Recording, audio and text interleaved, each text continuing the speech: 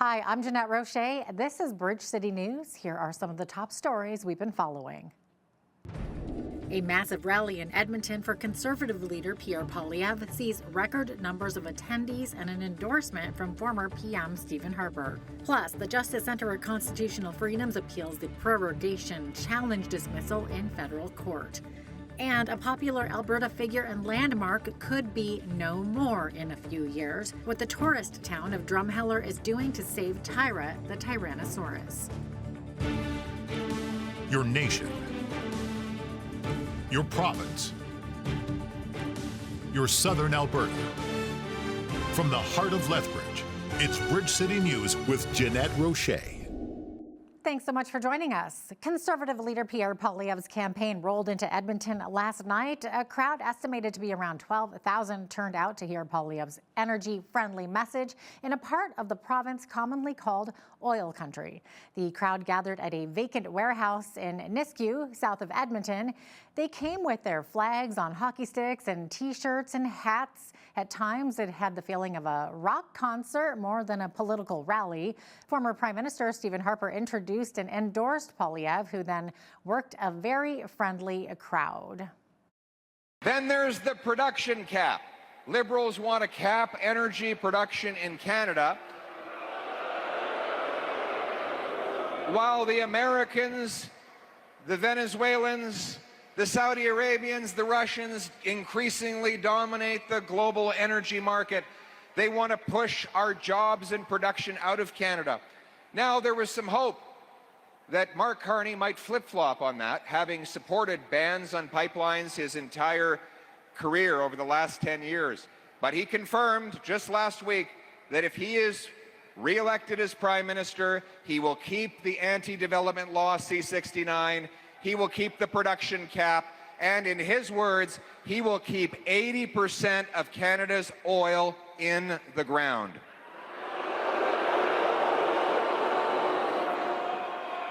We're going to do precisely the opposite.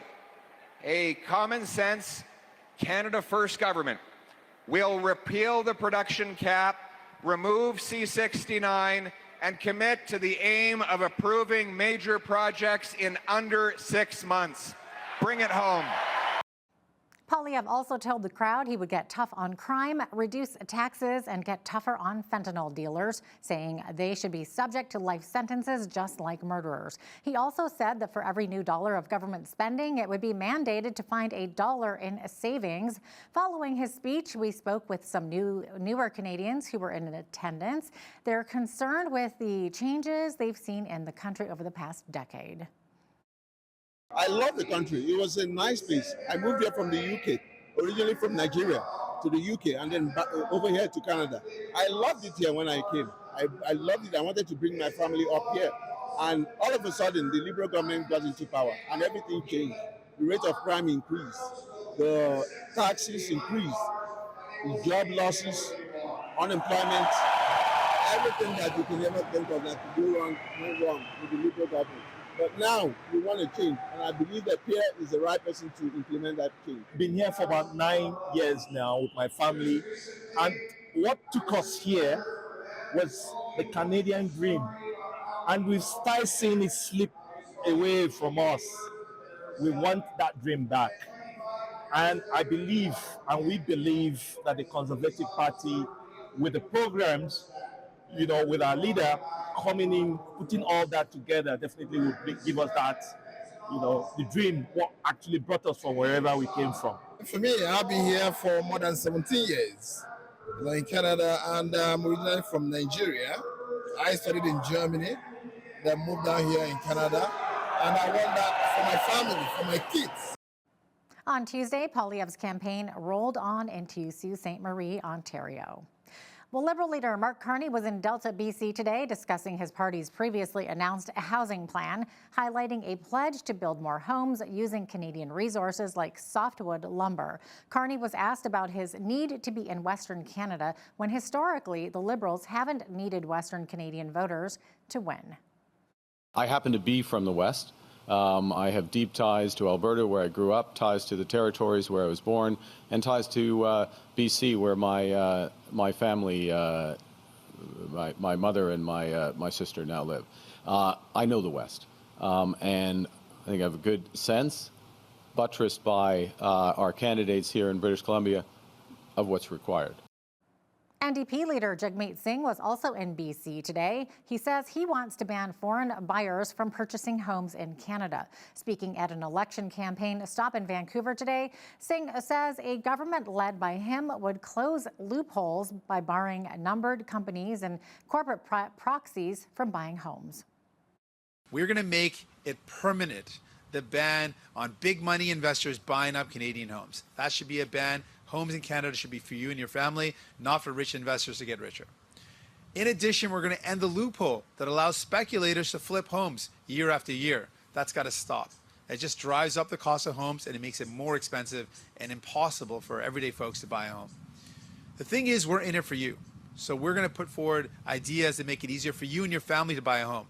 We're not interested in billionaires making lots of money off of housing. We're not interested in investors and speculators driving up the cost of homes. We want to put a stop to that so that you and your family can actually afford a home. It looks like the prorogation of Parliament challenge is not over yet, as a federal court's dismissal of it is now being appealed. If you'll recall, former Prime Minister Justin Trudeau announced his decision to prorogue Parliament on January 6th, sparking a national conversation about the scope of a Prime Minister's power to shut down Parliament. The Justice Centre for Constitutional Freedoms challenged it in court. It was dismissed, and the JCCF filed their appeal on April 5th with the Federal Court of Appeal.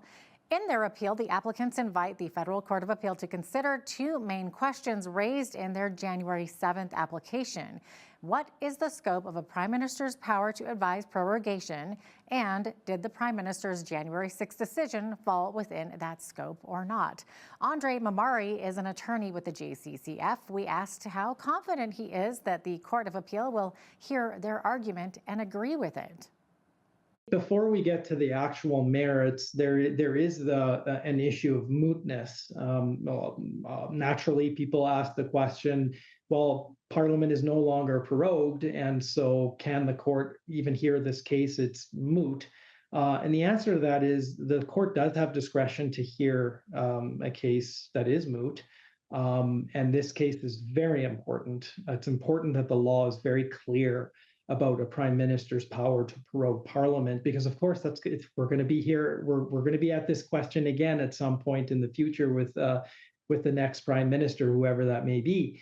And so, for clarity, not just for Canadians, but also for the Prime Minister, for the Privy Council, to have clarity surrounding this prerogative power is necessary. In terms of confidence about what the outcome is, I really can't say. Mamari says this is an important constitutional case for Canadians, as it could set a precedent for future prime ministers. There are now 6 federal candidates running in the Lethbridge riding, including notable names such as incumbent Conservative MP Rachel Thomas and former mayor and Liberal candidate Chris Spearman. As BCN has brought you conversations with most of the candidates, we had a chance to chat with Mark Slingerland, the Lethbridge candidate under the Christian Heritage Party. Mark and his party runs under the belief of, quote, the supremacy of God and the rule of law. BCN's Landon Hickok had a chance to sit down with Mark this week to ask him what his campaign prioritizes. So what was sort of your motivation in running for federal politics under the name of the Christian Heritage? And what's kind of your background that you want to take into Ottawa? I think it's very important that voters in Lethbridge have a opportunity to vote for a candidate and a party that is pro-life without exception, especially in the context of the last decade or so in Canada, as euthanasia has gone from an idea to a reality to situation where Canada is kind of a cautionary tale internationally now for how quickly it has expanded and how the safeguards that are supposed to be there seem not to actually be functioning. Something like 1 in every 20 deaths in Canada now is from euthanasia, medical assistance in dying. And there's hundreds of documented cases of the safeguards that are supposed to be there, getting consultation and waiting periods and so on, that those are not being observed. and just that fundamental respect for human life and the value of every human life from conception to natural death. What are your sort of angles in approaching the top issues that I would say most Canadians are faced with right now? For sure.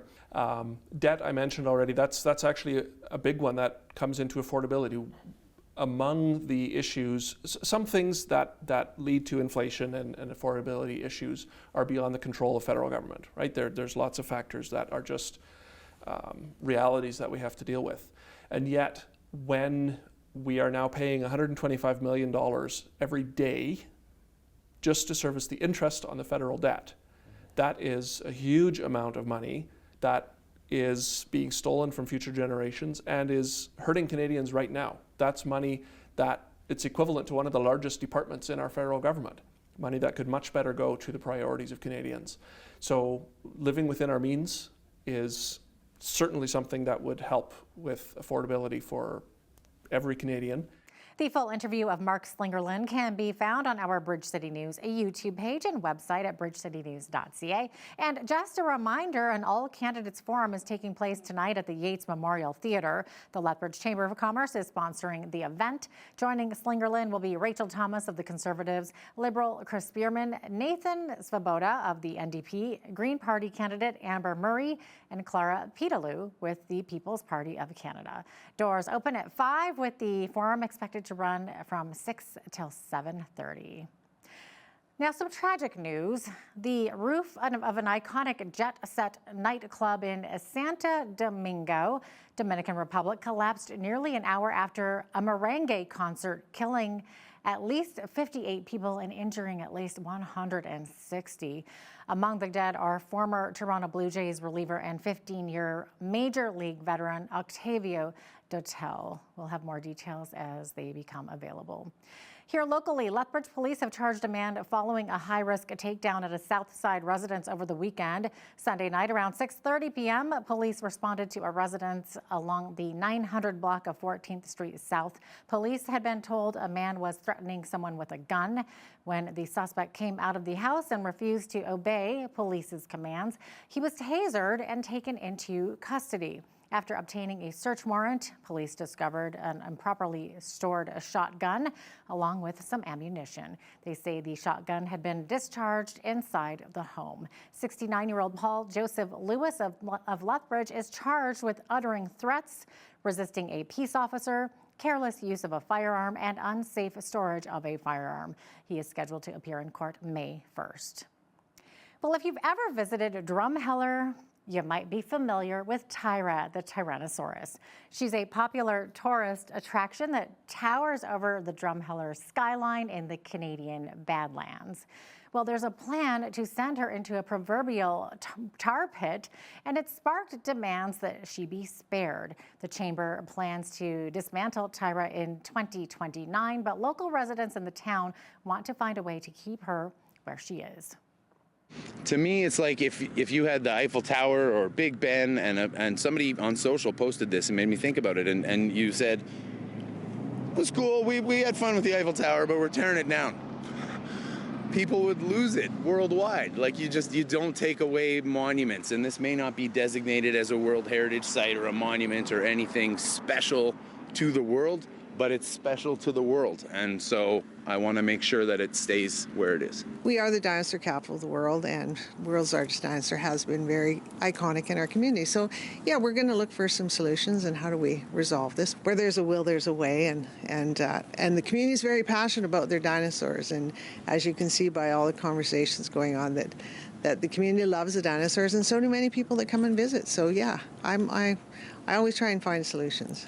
So we adopted a new strategic plan last year, and part of that was to look at the dinosaur and the future of the dinosaur. So the board knew there was, a limited lifespan of the dinosaur, and these decisions had to be made in the future. So also at the time, we were renegotiating our lease with the town, and they offered us a 5-year lease, which aligned with our decision that we had made. So as of the end of 2029, the lease will end, and we will vacate and dismantle the dinosaur as per the clause in our lease. Well, we've got 5 years, right? So what can we do in 5 years? And is it we keep it? Is it we do something else, right? Like, let's just really think about what we want to do. And I hope we keep it. She's an amazing asset to the town, but let's just see what we can do. Well, I think I need to get myself to Drumheller and see Tyra for myself. It's been decades since I've been there. Would make a nice little road trip. And speaking of road trips, Monday kicked off Tourism Week, and with the busy summer tourism season around the corner, the mayor of Jasper, Alberta, is encouraging people to include the town in their travel plans. Mayor Richard Ireland says the fire-ravaged mountain town will need all the visitors it can get, though the town is projecting a 20% drop in revenue this summer because of lost hotel rooms and campsite spaces. So our message to visitors, we are open, we're accepting and welcoming visitors. We hope that they will come and visit us. And we encourage them to make those plans, make them early, and make sure they're booked in advance. Mayor Ireland says that by May, the majority of the debris from the fire will be cleaned up. Lethbridge Polytechnic is facing layoffs and program closures due to a budget shortfall of about $8 million. The programs affected include the Commercial Greenhouse Technician Certificate, the Educational Assistant Diploma, the Healthcare Aid and Agricultural Science Diploma. Polytechnic President and CEO Brad Donaldson says revenues have been impacted by immigration and citizenship policies affecting the number of international students allowed to come to Canada. Of these 53, 27 were involuntary. The remaining 26 positions were voluntary early retirements, redundancies, or modified hours. Yeah, the programs that we chose to eliminate from our offerings are based on student demand. So international students have been that opportunity to a number of things, bring in diversity to the classroom, bring in perspective, so there's a learning opportunity there for our students. The other side of the coin is that the dependency on international student revenue has, actually the loss of international student revenue now puts us in those difficult financial positions. Where can we get additional revenue from? Part of that strategy is new programs. Suspending these programs frees up resources to work on new programs not offered in Southern Alberta. Problems like dental assistants, power line technician, and advanced care paramedic are just a few of the new programs we're considering. We anticipate a similar type problem next year, but we're looking to mitigate that by having programs that can bring in new students and looking at other cost effectiveness. We need to make sure that the programs we offer have two things. One is the student demand, and secondly, there are hiring opportunities in those careers. The Polytechnic announced 19 layoffs in January. The 53 layoffs announced today bring the total to 72. Their employment ends at the end of June. The Troyanda Ukrainian Dance Club in Lethbridge is celebrating its 30th anniversary with a year-end show this Saturday. Anastasia Sereda, lead dance instructor, says spectators will enjoy spectacular dances and at the same time support the fundraising campaign for Ukrainian newcomers.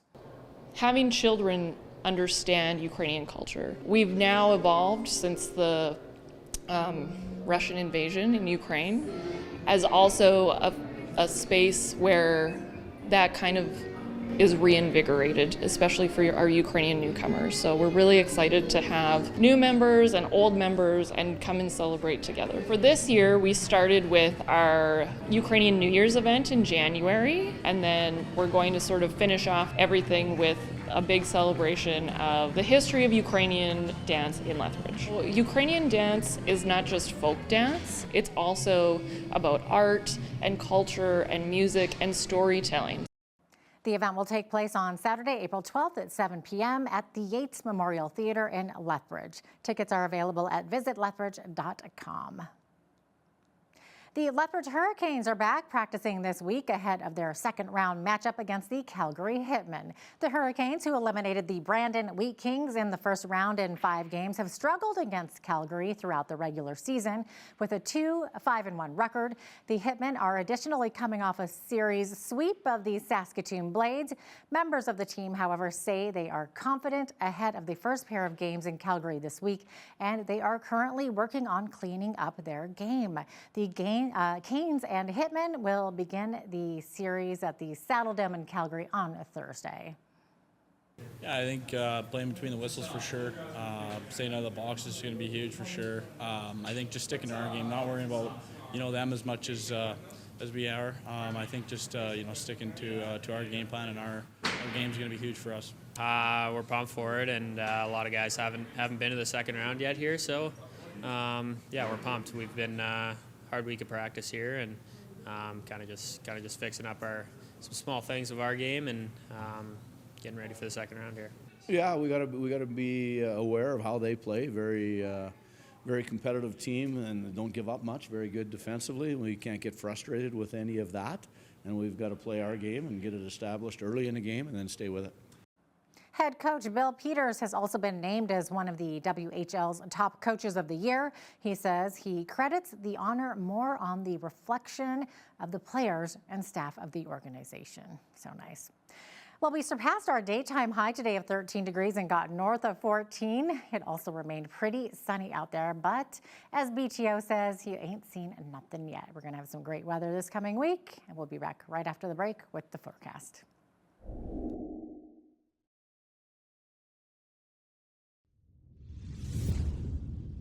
The 7-day forecast for Lethbridge has today with a 30% chance of showers and a high of 13 with a low of 1.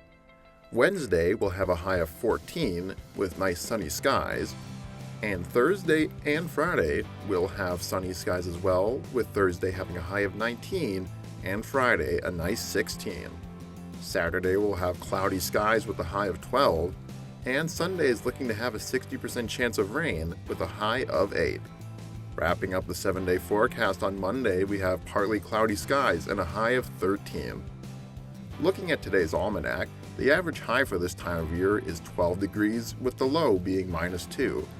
The record high was set back in 1977 with 27 degrees, and the low was set back in 1982 with -13.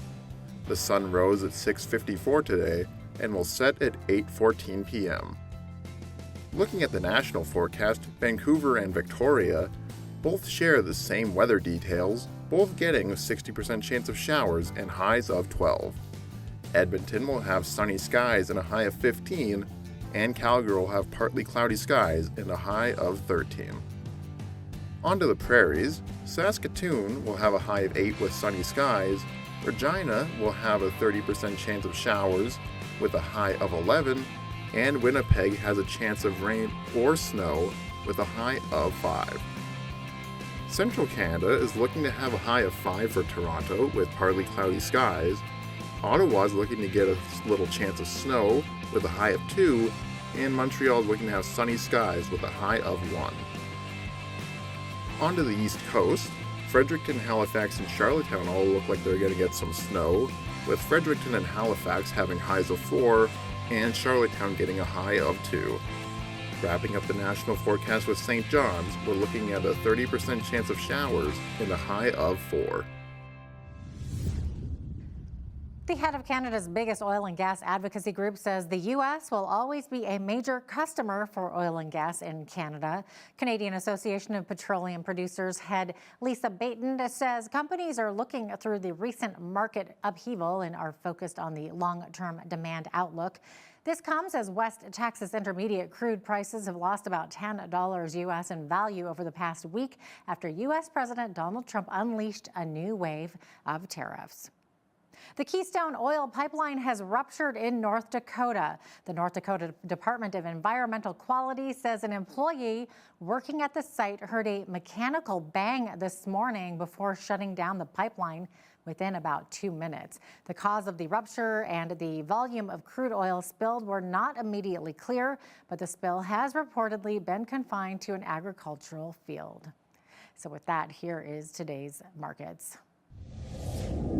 The TSX was down 352 points on the day to finish at 22,506. The Dow was down 320 points to 37,645. The S&P 500 was down 79 to 4,982, and the Nasdaq was down 335 points to 15,267. West Texas Intermediate oil was down $2.50 to $58.19 US per barrel. Natural gas was down 17 cents to $3.48 US.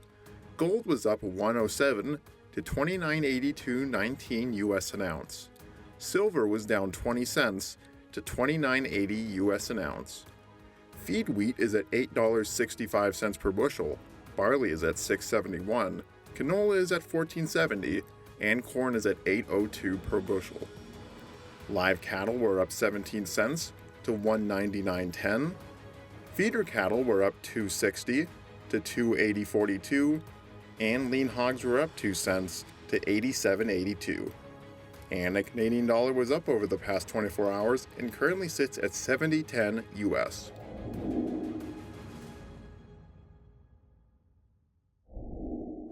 Recapping one of our top stories, Conservative leader Pierre Poilievre's campaign rolled into Edmonton last night. A crowd estimated to be around 12,000 turned out to hear Poilievre's energy-friendly message in a part of the province commonly called oil country. The crowd gathered at a vacant warehouse in Nisku, south of Edmonton. They came with their flags on hockey sticks and T-shirts and hats. At times, it had a feeling of a rock concert more than a political rally. Former Prime Minister Stephen Harper introduced and endorsed Poilievre, who then worked a very friendly crowd. Well, coming up next, we'll have more about that rally from political commentator Brian Lilly, who discusses the candidates on the campaign trail. Also, when you see news happening in your community, be sure to send us an email at info@bridgecitynews.ca. You can also visit our website or YouTube page anytime for more of our stories and interviews.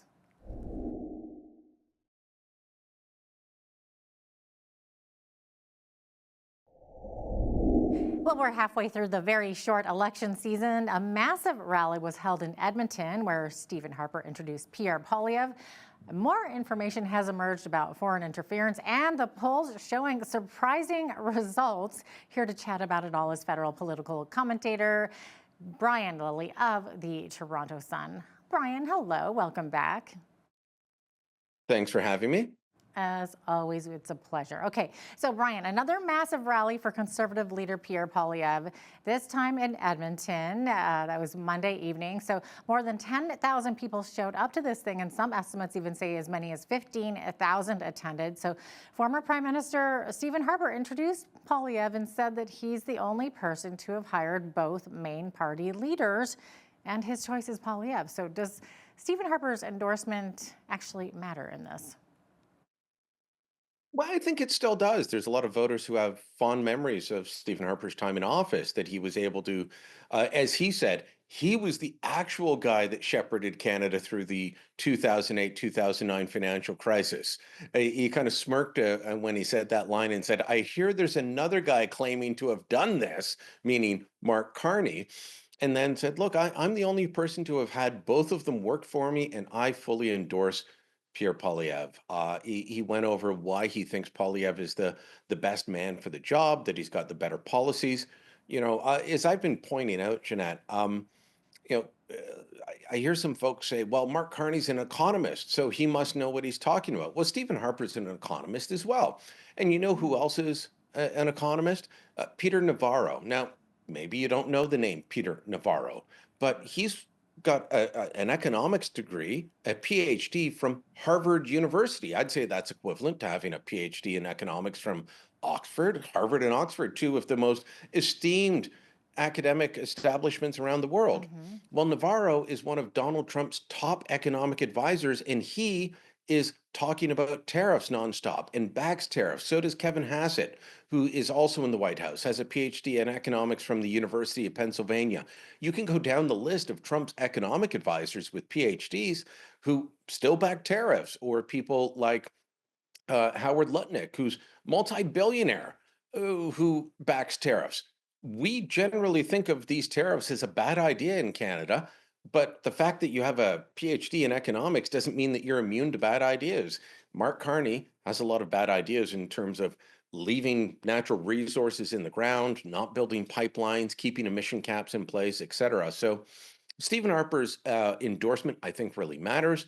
And look, whether it's 10,000 or 15,000, in my time covering politics, which stretches 25 years at this point, I've never seen a rally of that size. That is absolutely massive in Canada. In the United States, we'd say, oh, that's nothing. But that's massive. And you can say, well, it's in Alberta, so it doesn't matter. It's in Edmonton, Redmonton.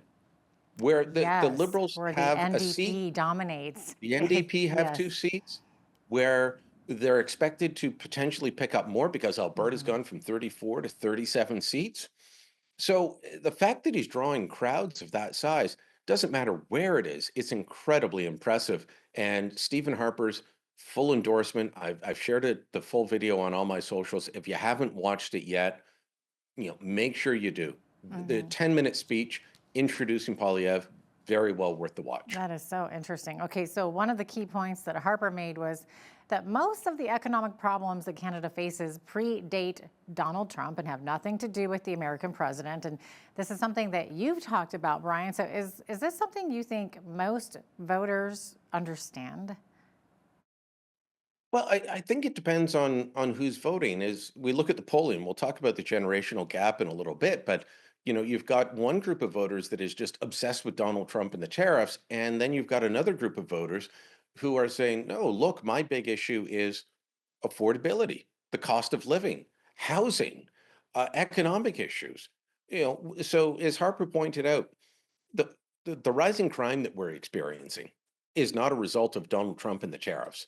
The broken immigration system that we have. We used to have the most, widely thought of immigration system in the world. It was like, Canada works. We should all go study Canada. And now it's broken. It's a mess. That was the Liberals. You look at the rising unemployment. That is not Donald Trump. The numbers that we just got, that predates tariffs coming in. You look at the fact that our what we earn, our standard of living compared to the Americans has dropped while theirs has increased. That's not due to Donald Trump and the tariffs. That's the last decade.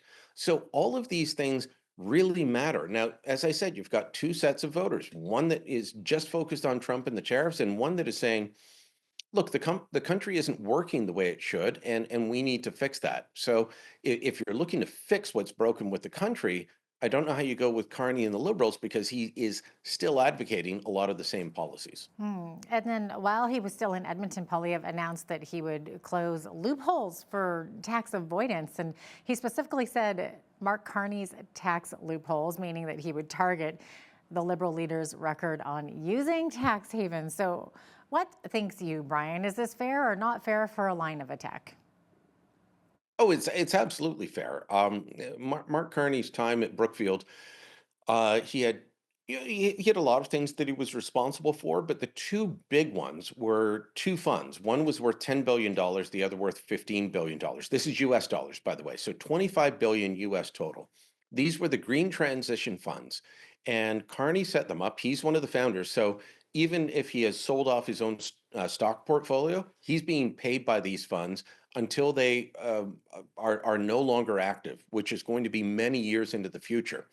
And these are green energy transition funds, meaning basically against everything that Alberta is relying on for your tax base. He set these funds up in Bermuda.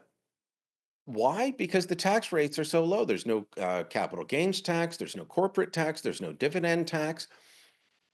These were run out of Toronto offices at the time. Now it would be New York, but they're run out of Toronto offices, but he registers them in Bermuda to avoid the taxes. The NDP has done an analysis that says during Carney's time at Brookfield, he helped them avoid paying $5.3 billion in taxes. Now, look, we can all do our best to avoid paying taxes.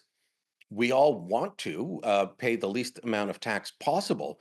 But when you're talking about 5.3 billion, look, I don't know about you, but I'm doing my taxes at the moment.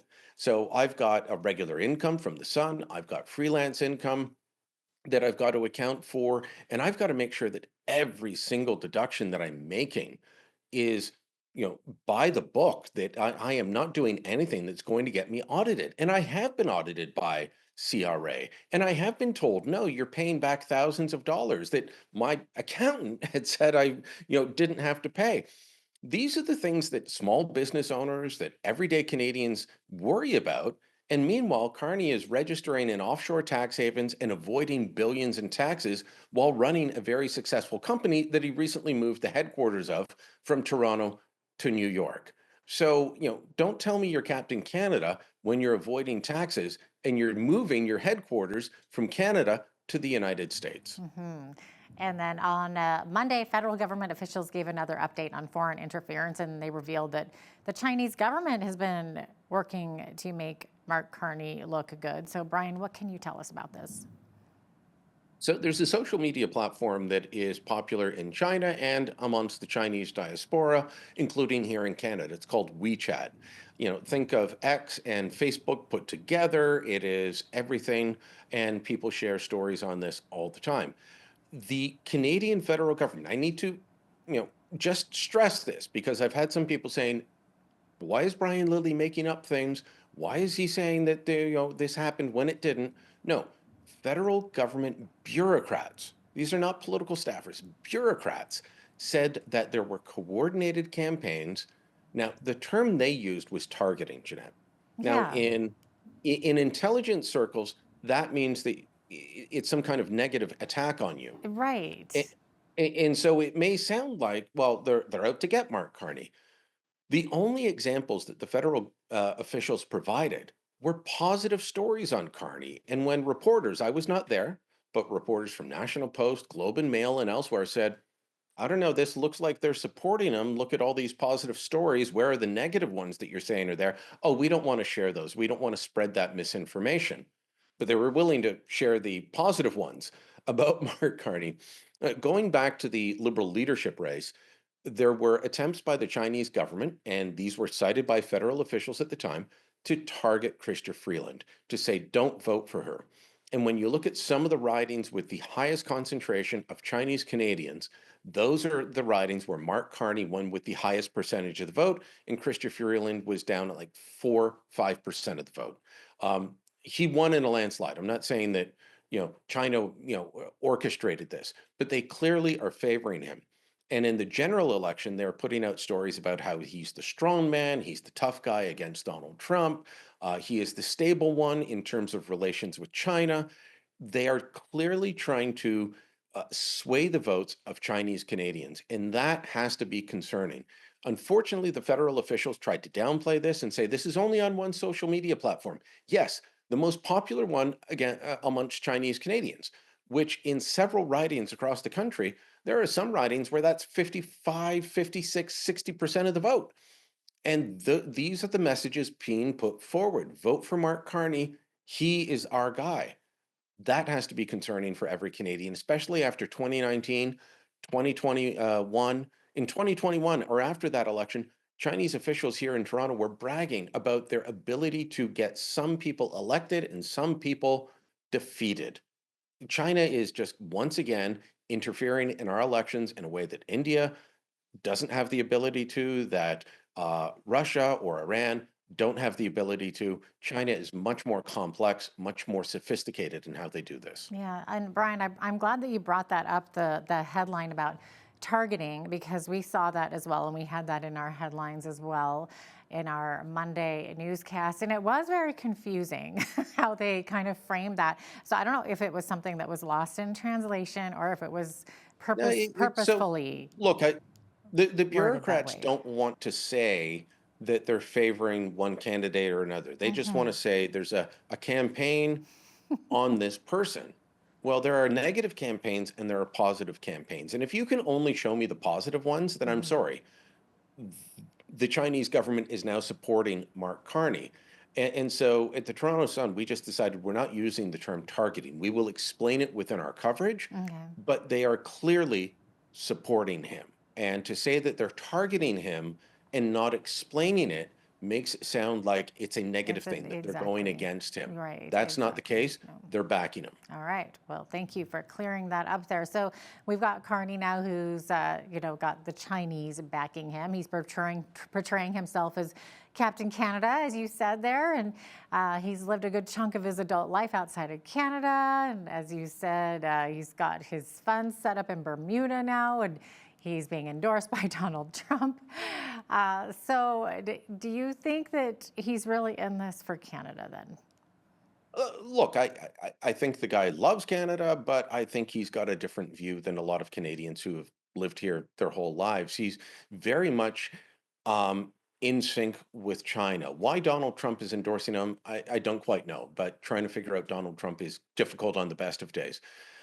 But he is definitely in sync with the Chinese government. He's met with President Xi many times. He was just recently there a few months ago, securing a $276 million loan for his former company, Brookfield, from a Chinese state-controlled bank. That wouldn't happen without the approval of the highest levels of the Chinese Communist Party.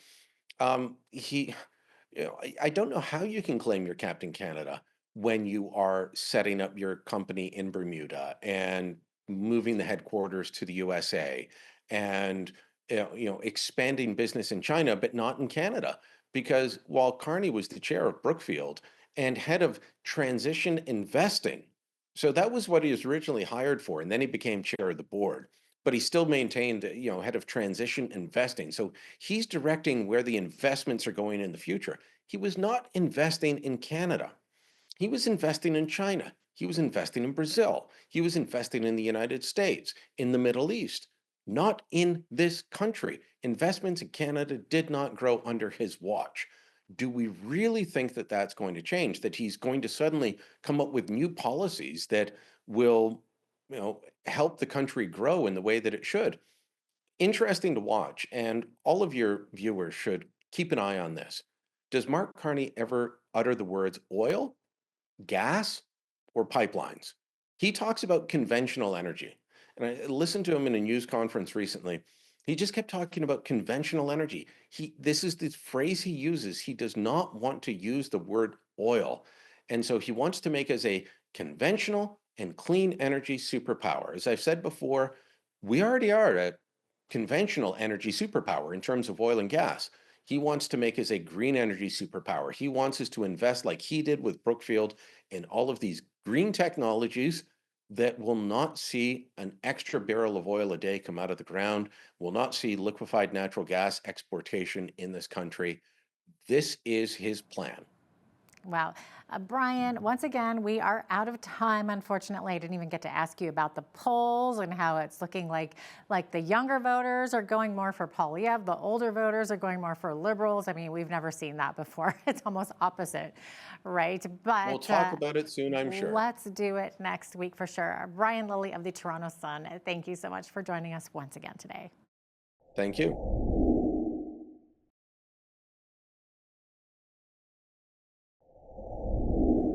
With the arrival of summer, many of us look forward to summer camps for our kids.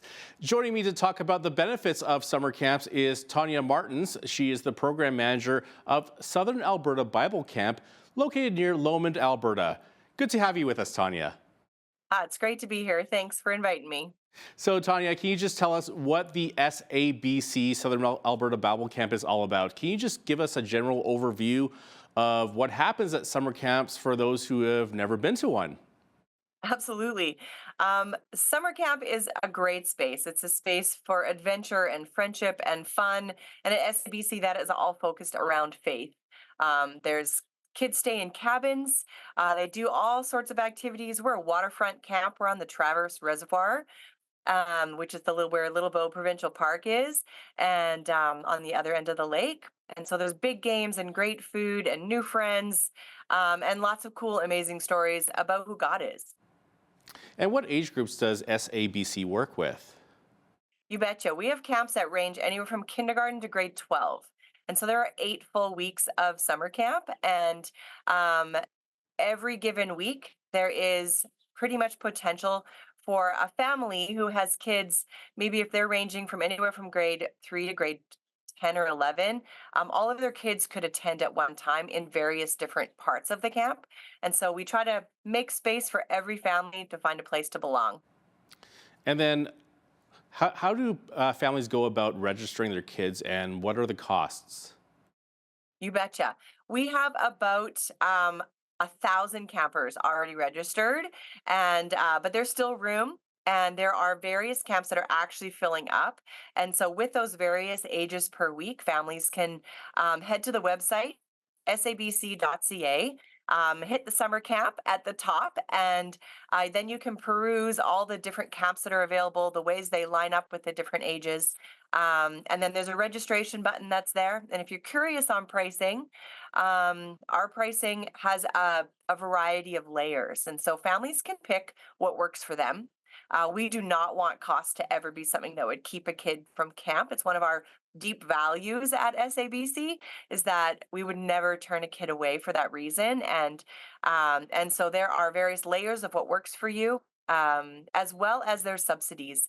We're in the middle of fundraising and stuff for an event called Ride for a Reason, and that actually raises funds to help kids get to camp. And so, yeah, we don't want your kid to not have a chance to come to camp because of finances. And so SABC.ca has lots of great information about the camps available, how to register, and what the costs are. And what are some of the sports and activities you offer to the kids? Because you're located by a lake in Lomond, Alberta, so there must be some water activities too. Absolutely. We have a ton of land fun and a ton of water fun at SABC. So on the land, there's things like bubble balls and a climbing wall and this giant swing, Cool. ceramics and archery, as well as super fun kind of hands-on building stuff for those kids that like to get their hands on making something. And then on the water, there's kayaking and water skiing and canoeing and paddleboarding, and we also have an aqua park with a blob and a giant slide and a jousting beam all floating on the water, and so it's a pretty great place to be. Now, your camp is obviously a Christian camp, but I understand that you do get quite a number of non-Christian campers as well. Yeah, we sure do, and we love the opportunity to invite every kid to camp and to come and experience the fun and adventure that summer camp offers kids today, and to have the opportunity to share a little bit more about who God is and what Jesus has done for them and how loved they are exactly as they are, and that's the big reason why we exist. Right, because with some kids who have never got to know Christ, you have a great ministry opportunity there. So do you have any stories of lives being changed? Oh yeah. Our vision is to see lives transformed by God through the gospel of Jesus Christ. And so that's the hope of all of our conversations, and the fun that we have is wrapped up in that. And there was a camper last summer who came to camp, much like you said, not coming from a faith background and actually pretty opposed, like didn't really want to have any conversations about who Jesus was, wasn't really interested in being a part of the chapel time and those conversations around the Bible. And so the cabin leader was just like, well, let's just spend some time together. And so through the week and towards the end of the week, this kiddo said, hey, I actually want to know some more. And as they got to talk about who Jesus is, this camper gave their life to Christ. And that's such a cool thing. And we get these kids for 5 days and then we send them home. And sometimes we never know what the impact of that is. We have the privilege of knowing from this camper that they went home and were so changed and transformed that they told their family all about it. Obviously, they're going to talk about all the fun they had. But that family is now connected to a church and going to church and finding out together about who Jesus is and how that matters to who they are and how they live their lives. Wow, that's just so really cool to hear. Now, can you tell us about the Telios Leadership Program and who is it for? Yeah, it's such an amazing part of our summer. It's actually for students who are finishing grade 10 and finishing grade 11. And they come for a whole month at camp. We have support staff that come to camp, and they're high schoolers that come and serve in our different departments. The Telios program runs sort of alongside that. And these students come and they live in a really tight little community. And they spend 2 weeks doing team building activities and sessions. And I don't want to give too much away because it's some pretty great trade secrets in there. But it's all about learning more about who you are in Christ, learning more about that, as well as the leadership and team development. Then they get to spend a week as a young cabin leader, serving at different parts of camp, and so it's pretty cool opportunity. It's a very transformative for the 4 weeks that they're there. And they often go on to continue to be part of our staff and go back to their homes changed. And now where our girls are full in Teleos, it's maxed out, but we have room for boys to come. So if there's guys out there who are grade 10 and finishing grade 11, there would be amazing to come and help fill spots up. So it sounds like lives are being changed after attending camp. But other than spiritual growth, what are some of the other benefits of summer camp? Do you find that the kids become a bit more independent and mature? Yeah, it's really quite amazing. The opportunity for families and kids to come to camp and have that experience. So, like, they're living in cabins and they're going to activities and they're following a schedule. And then there's free time and there's decisions every morning what they're going to order from the tuck shop. And so, kids getting the opportunity to spread their wings a little bit in this world in a really safe environment, trying hard things, learning to get along with kids that are different than them, listening to new leaders in their lives, asking good questions, having a way to maybe consider a different perspective. And so those life skills are so transferable to everything else that they're going to do. And to get to partner with parents in that way and help them grow up their kids a little bit and to send them home in a way that helps those families grow together is yeah, there's such a ton of different ways that kids can benefit from camp. Even just being outside for a week, unplugged from phones and technology and just playing as a kid is foundationally beneficial to the kids of today. And as adults, we often forget how tough it is to be a young person these days. And when kids are at camp, you may encounter like kids dealing with issues of bullying or some abuse or some negative influences. How is that dealt with, and like how does that when it comes out at camp? Yeah, that's a good question. When kids are struggling with those things, it can come out in a lot of different ways. And then in particular, when they're putting together a brand new or new can be stressful for kids too, right? So camp can feel a little bit stressful for kids. And if they are walking with some of that anxiety or self-esteem challenges or things like you said that are happening at home and they come to camp, it can come out in a way where they are really shy and struggle to connect. Or they might act out and be resistant to some of the fun that's there. And we do a bunch of training with our cabin leaders. We have layers and layers of staff that are trained to befriend these kids and invite them in and to be curious about their story. And yeah, and there's a trajectory of when we hear a hard story or we're walking with something that's challenging, two kids not getting along, as simple as that. Who do you go to? You have a cabin leader and they have cabin circle directors. And we bring in a little team of people called camper success coaches, and they're there to help our campers have a successful week. We even have a camp grandma and grandpa because who couldn't use another grandma and grandpa in their life? Of course. Now, now, what about self-esteem? Do you see some changes in this area after camp? Yeah. And honestly, kids, I think coming through the last few years have more worry and more sort of insecurities about what it is to step out and to be confident. And so having that opportunity to walk with kids and being like, you can try this, you can do this, and helping kids redefine what success can look like. If they've never done archery before, the bullseye is not the only aim. It's about, hey, did you try something new? Did you learn a new skill? Did you actually help somebody else? Did you feel encouraged? And maybe and we see that it helps kids be like, maybe I can try the next thing tomorrow. And maybe I can have that conversation. And maybe I am going to be okay. It's huge. Was having a conversation with a staff member last night um, whose life has been transformed by being on our staff team, getting to impact the lives of kids, and the compounding of different weeks and years at camp on the life of a young person is immeasurable. And she's a teacher now, and so she is impacting kids in another way. So it's so hard to explain how powerful it is for the self-esteem of kids and young adults and teenagers that summer camp can be. Do you still need volunteers to help out this summer? Absolutely, absolutely. We need guys.